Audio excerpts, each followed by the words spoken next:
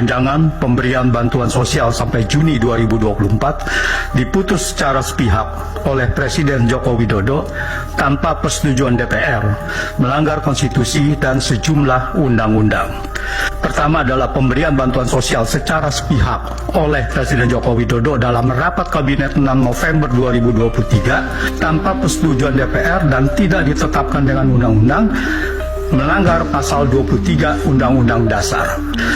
Presiden Joko Widodo kemudian memerintahkan kepada Kementerian Keuangan melakukan pemblokiran anggaran di sejumlah kementerian lembaga senilai 50,15 triliun.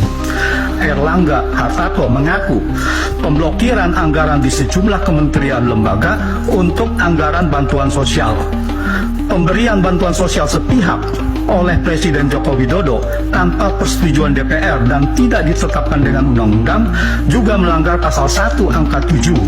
pasal 5 ayat 4, pasal 11 Undang-Undang nomor 17 tahun 2003 tentang keuangan negara.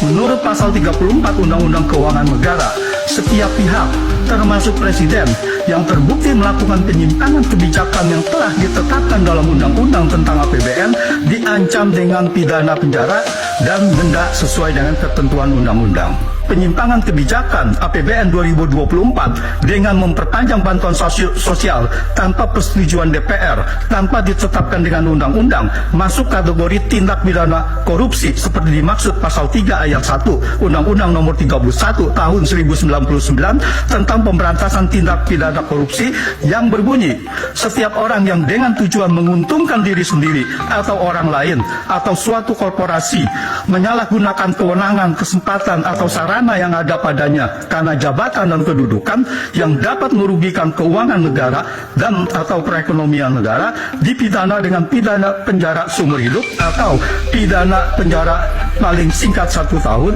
dan paling lama 20 tahun. Keputusan Presiden Joko Widodo memperpanjang bantuan sosial sampai Juni 2024 secara sepihak, mengubah APBN 2024 tanpa persetujuan DPR,